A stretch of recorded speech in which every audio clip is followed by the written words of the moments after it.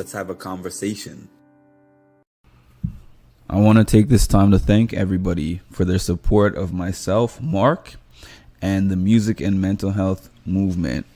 Please take this time to like, comment, subscribe, and hit the notification bell to get notified of when I drop some more great content. Thank you. Hey everybody, happy Saturday. For anyone who was watching a minute ago, I'm sorry I had some technical difficulties, but we're here, we're back, and I'm going to start from the beginning, which is to say, I usually like to get these recaps done right after the finale or at most the day after, but it was a busy day. It was a busy week overall, a lot of things this week, and I'm getting to it now. So we get into the part 3 of the finale. I know different people feel different ways about having a 3-part finale.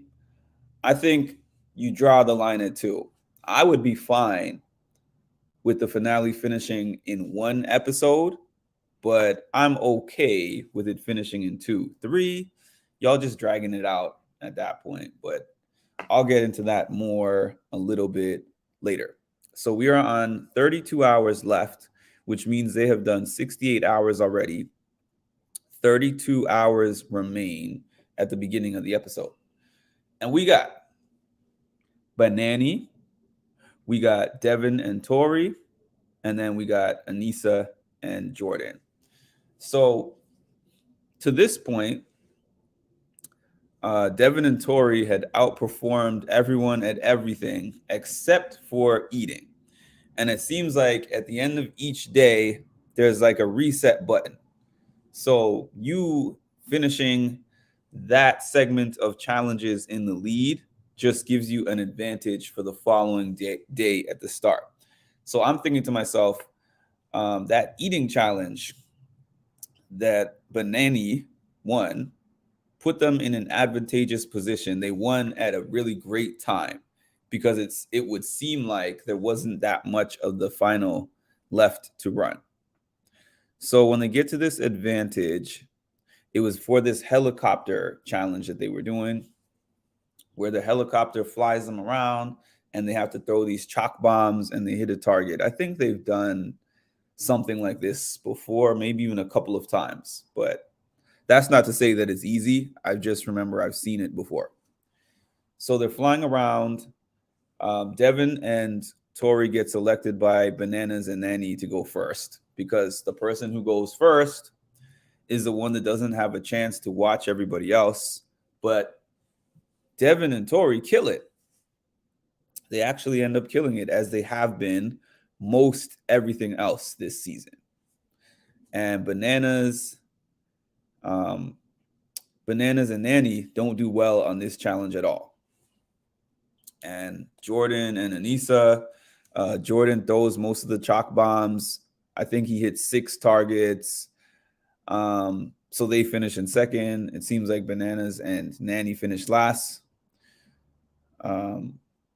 Tori and Devin finish in first for that, which leads us to this very last thing that they're doing. They don't know that it's the last thing that they're going to do, but it ends up being the last thing, which is to run through this cornfield maze to get to the structure that they're going to need to finish all this stuff in to finish the finale out.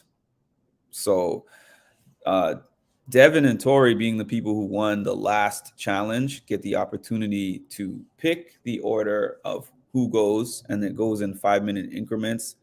Obviously, they pick Bananas and Nany to go last, and they go first. So they're going through the maze. As usual, Devin and Tori are working very well together. They're communicating well, and they finish much faster than everyone else. Now we have the other 2 teams where there's 2 injuries that we're talking about. Nany's knee and Aneesa's knee and ankle.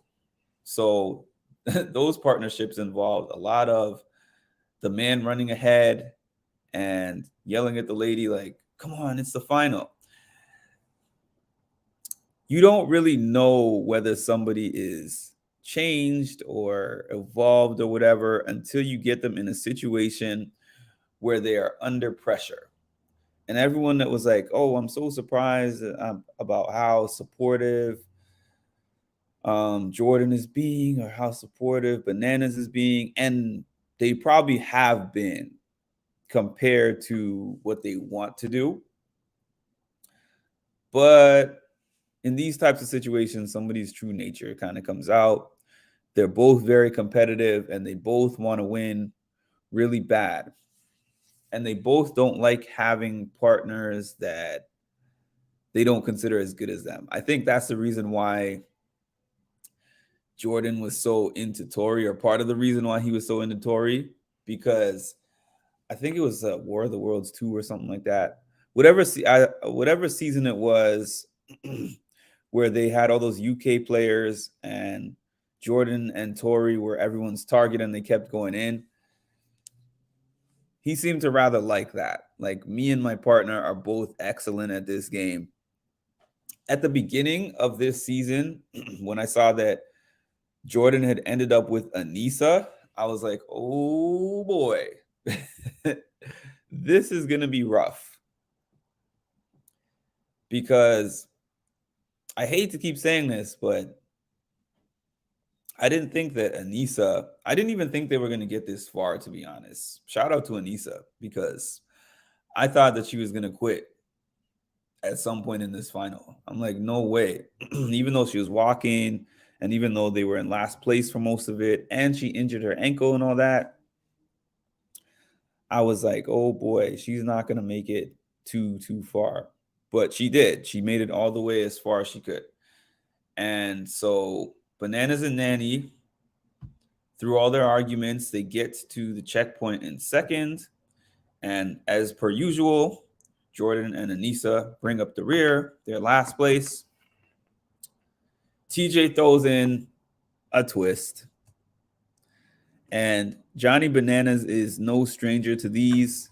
He benefited from one where he took out Rogan in a finale.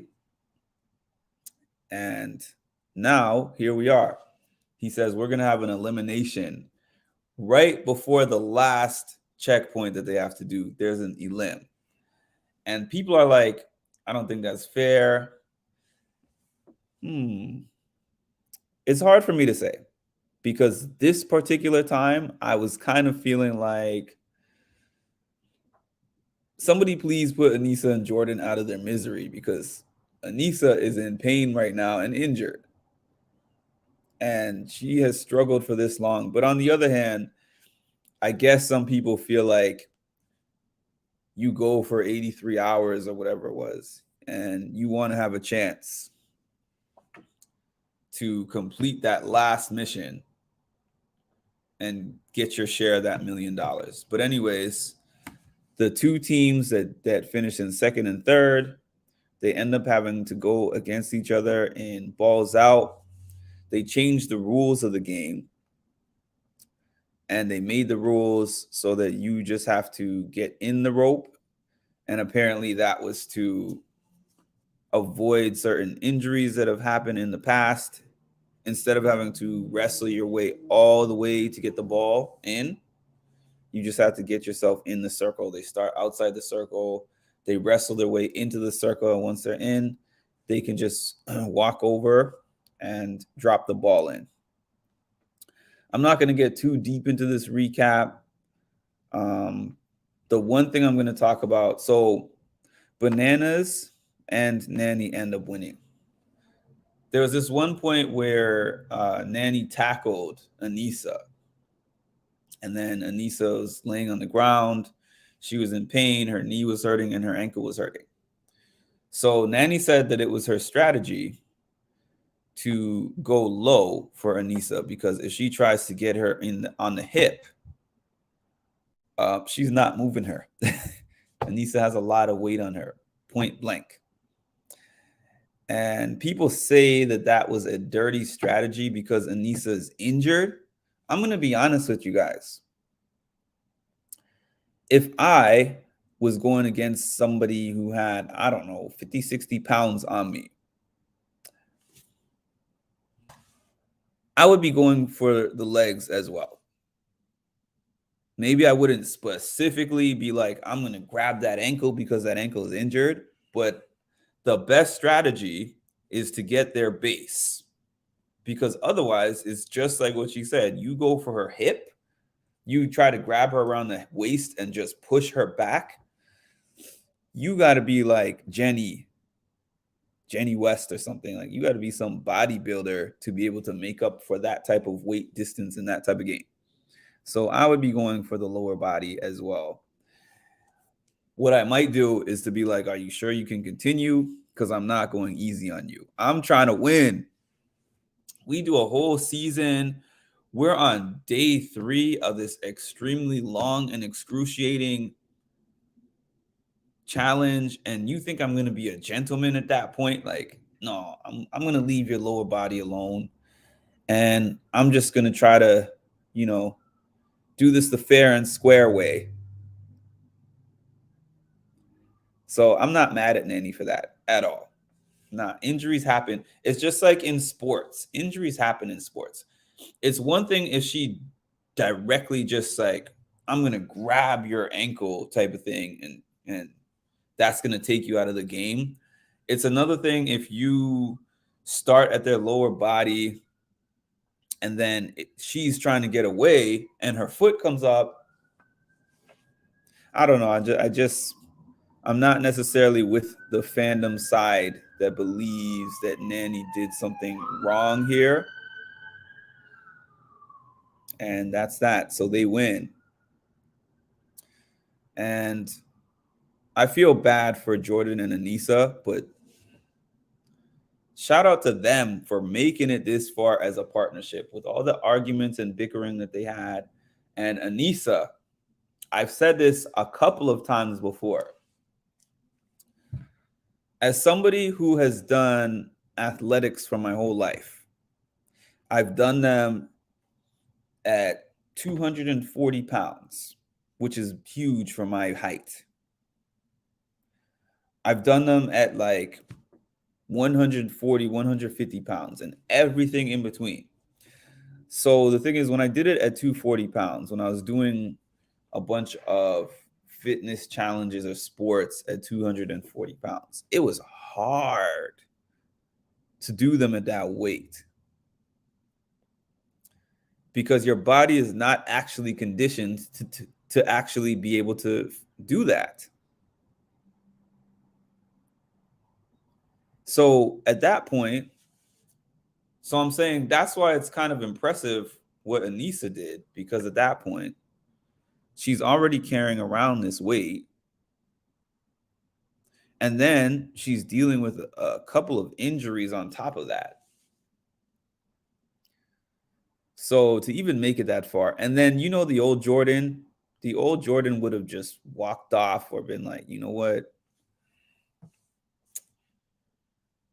He did throw definitely threw some low blows in there.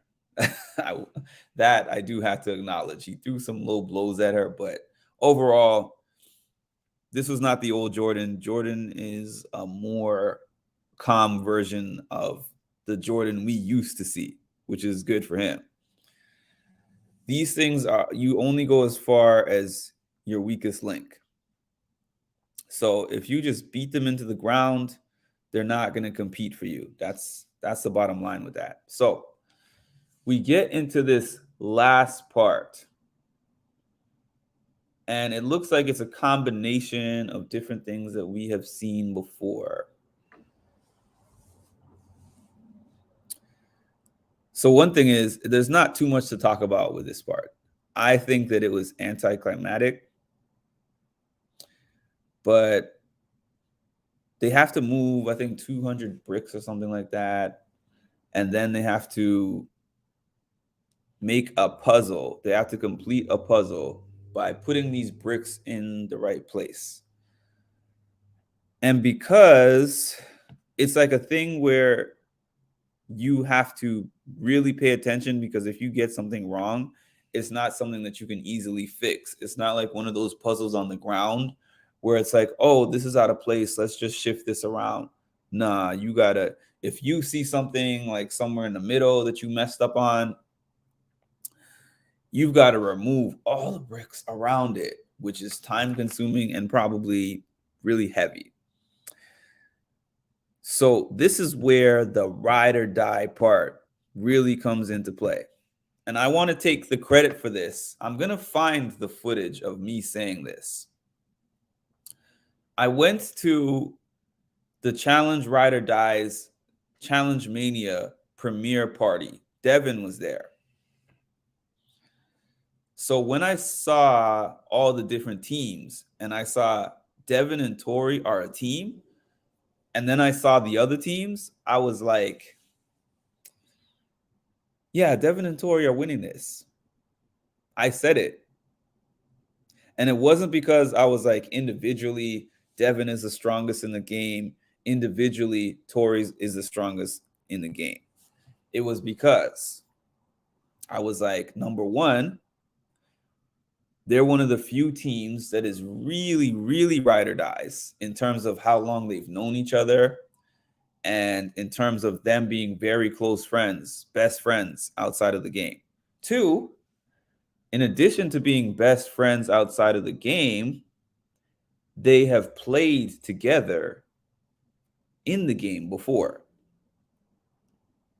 Not as a partnership, but just as in they worked together in multiple different houses. So they have a lot of experience. Tori is right up there with any of the girls that have ever played the game. Not at the top, but I mean, she's up there. She can compete with all the girls that have ever played the game physically. And Devin is a genius when it comes to puzzles. So I was like, their skill set complements each other. Their game complements each other.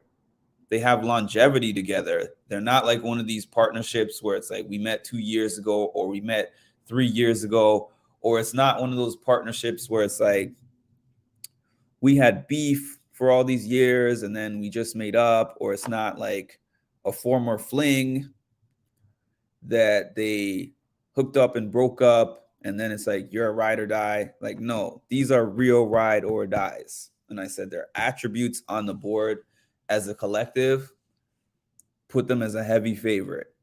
And I kept saying every week, I said the first week, I wouldn't be surprised if they won. I said every week, why are people sleeping on Devin and Tori? How come nobody's throwing them in? And then I watched the way they played together every single week. They had their little spats and bickering a little bit, but that happens on any team.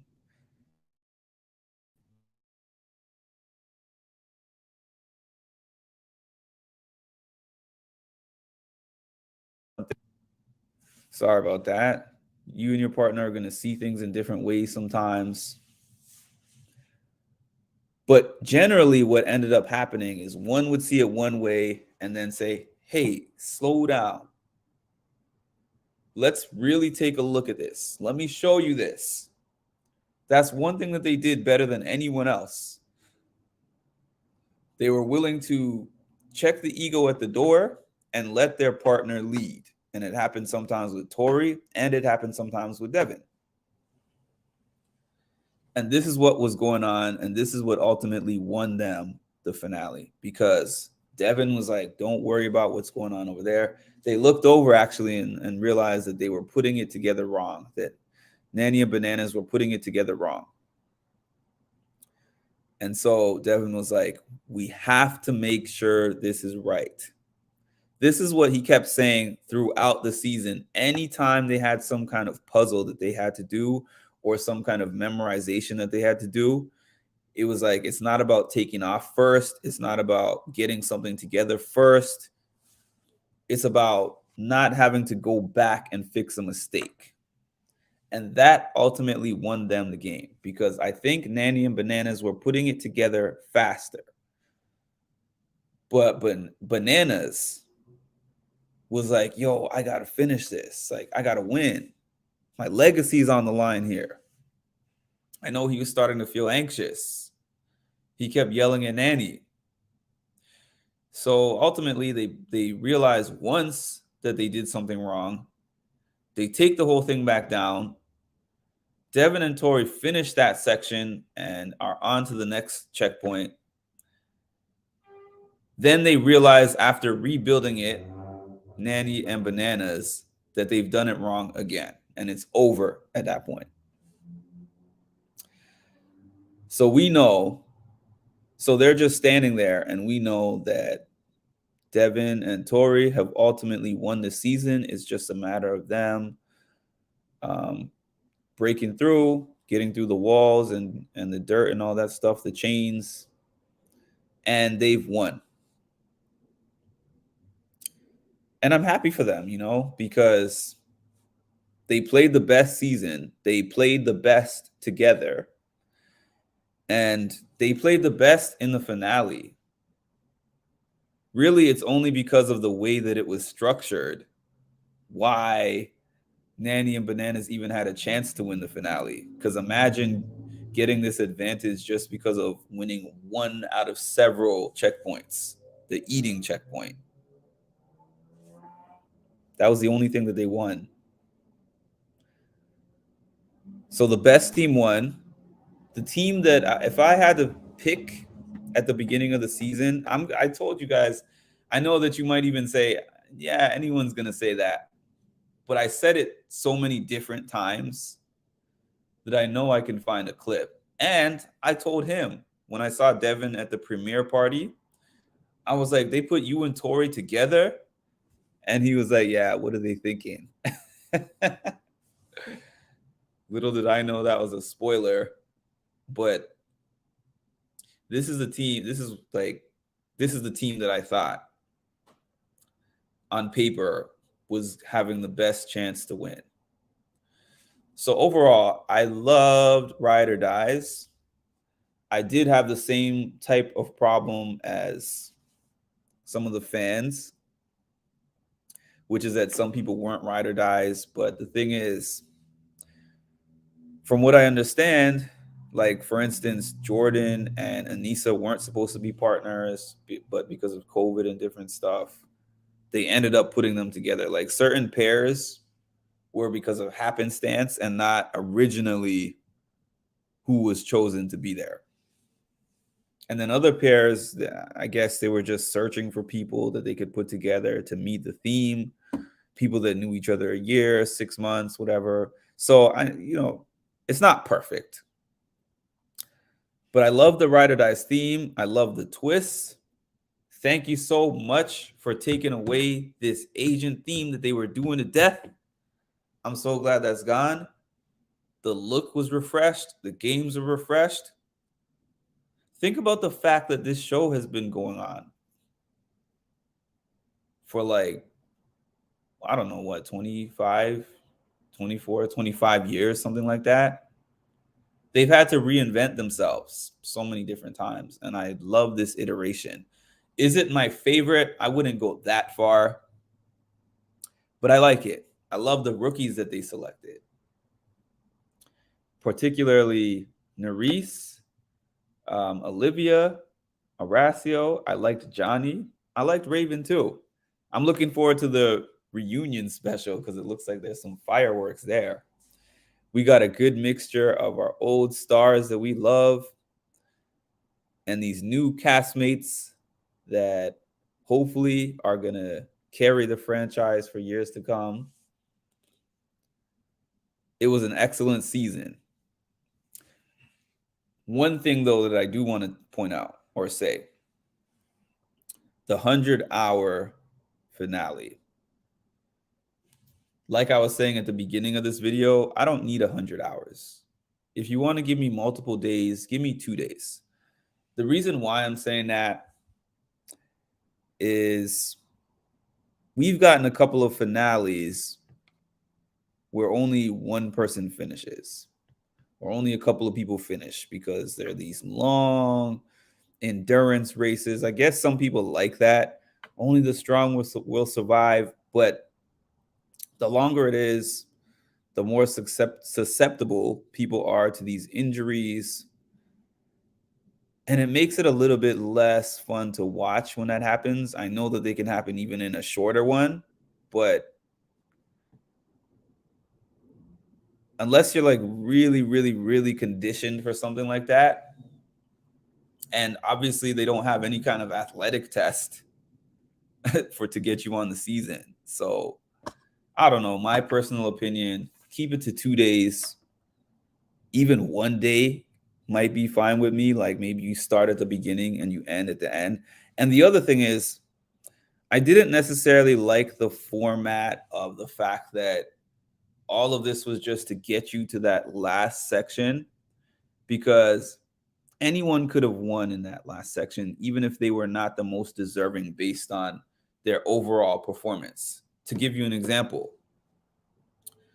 Jordan and Anissa pretty much finished in last, and I think probably by a wide margin in almost everything that they did in that finale. But let's say Anissa had not been injured, or Nanny wasn't able to compete or something. Her injury was bad enough that she couldn't compete. And Jordan and Anissa win part two. They win that part, the elimination, and they get in there against Devin and Tori. It's anyone's game from there. It is anyone's game from there. They could have won. They could have just snuck up and won that. And I know production would kind of like that, like because it would be dramatic that they steal the win at the end. But I just don't think that's fair after you compete for so long, so many hours, and you're ahead in so many checkpoints, and then you get to an elimination that is basically like almost like a regular elimination setting. A little bit harder than a regular one, but you know what I mean. The format. So I kind of like the ones where it's a race to the finish. There's multiple checkpoints, and then you're literally running to get to a point. You're running to get to the yacht, running and swimming to get to the yacht, or you're running to the helicopter, or you're running up the mountain. I like those a little better than something like this, but I guess they structured it that way because I don't know why they structured it that way. I guess they were just trying something different. It's the same way I felt about that season. I think it was I forgot what it's called, but the season where the family Bloodlines. Was it Bloodlines? There was a season where they had to complete a puzzle, and they were all at the wall completing the puzzle, and whoever finished the puzzle the fastest gets to win the money. And I just felt like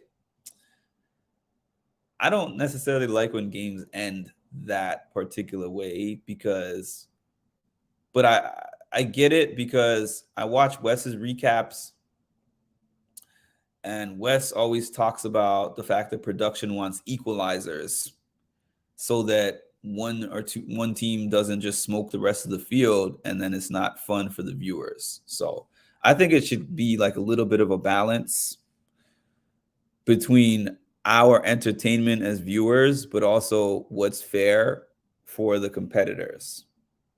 But that's just my opinions. I don't do those. I'll never do a challenge. I applied for a couple of challenges in my early 20s.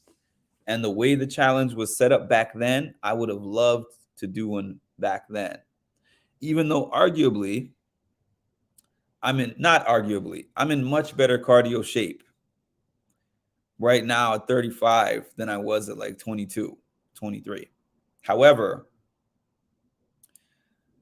all the stuff they got to do, the eating challenges, the extremely long runs in crazy conditions, going in the helicopter, heights over water, like all the stuff that they do now. No thanks. I'm not that big of a daredevil. So credit and power to them. Shout out to the winners, which once again are Devin and Tori. They played a masterful season. They worked well together. I was impressed by their performance all season, and especially in the finale. Nobody's going to sleep on them like that again, I don't believe. I don't know why everybody was always talking about Evan's lack of athleticism, because I'm saying to myself, he's not the best athlete the challenge has ever seen, but he does well. It's almost like Kyle. Him and Kyle are two people that everyone's just like, oh, they suck at everything, blah, blah, blah. Well, Kyle more so than Devin, because they say, I don't want to get Devin in a puzzle, but Devin is good. Devin has always been good at the game. Now he's a challenge champ. Tori's a challenge champ. Thank y'all for a great season. This is my first season recapping the challenge. So thank all of you guys for tuning in to my recaps. I appreciate that. We're going to have a lot of things going on at once, because March 8th is the premiere of Big Brother Canada. And March 8th is also the premiere of the Challenge World Championships, where it seems to be like the Challenge USA versus the Challenge other countries. We got a lot of big names. They did the cast reveal. So we got some people from this season. We got some historical legends. And we're going to meet and see some of the people from the other countries. But anyways, it's going to be a tough balancing act. But I'm going to attempt to have, because I can't promise y'all anything, but I'm going to try to have coverage of both the Challenge World Championships and BB Can.